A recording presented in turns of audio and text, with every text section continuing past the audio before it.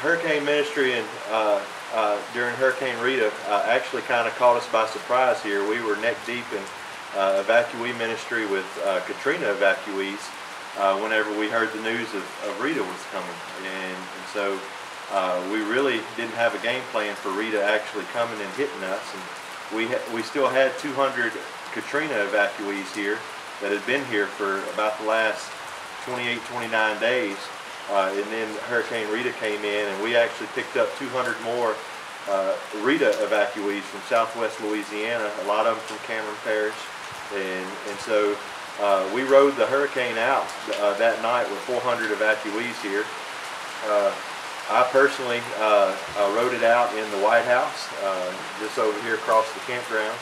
And Lee Crider and myself, our maintenance director and myself, we slept in the small conference room of the White House there, and we had stationed our staff all around the campgrounds where they would be accessible to the rest of the evacuees, and had passed out handheld radios and walkie-talkies and stuff. And all night long during the hurricane, we just kept getting reports on the walkie-talkie that there's a tree down over by this dorm, and there's a tree down over by this field, and stuff. And so we didn't know what to expect whenever daylight came.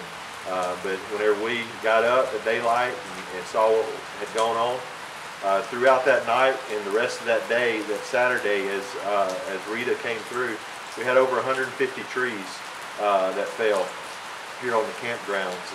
And so we just looked around and had no electricity, had no water, had 400 evacuees and a lot of cleanup and stuff. So we actually, at that point, we started making strides to finding better places for our evacuees to go, because without water, without electricity, but we could do without electricity. It was the water situation that we couldn't go on as a evacuation shelter. But we had friends bring generators, and we had a pool filled up to be able to flush toilets and things like that.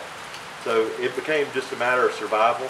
But on that Sunday after the hurricane passed through, we all gathered up in the dining hall, and we had one last worship service. During our 33 days of Katrina ministry, we'd had many, many worship services, all of our evacuees together and stuff. And so that was a real bittersweet time, because we'd grown to be family with a lot of these folks, and we had a lot of new family now that came in as Rita evacuees, and we just had to find better places for them and stuff. And so, and then we started cleaning up around here.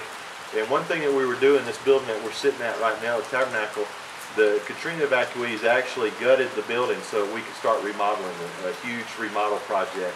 And we looked around on the campgrounds, and God had provided us 150 trees to mill into lumber to do the remodeling here on this building and stuff. And so that was a real neat story that we had actually been to some friends' places to mark timber, and that he was going to donate to us, and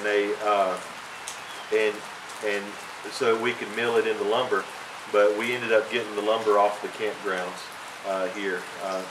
Probably about 2 weeks after the hurricane, we had one of our Katrina churches, Horeb Baptist Church from Gretna, came back and helped us with cleanup and stuff. And so that was a neat time. 10 years later, Horeb Baptist Church came back and visited us a couple weeks ago. It was a real neat reunion with them. Yeah.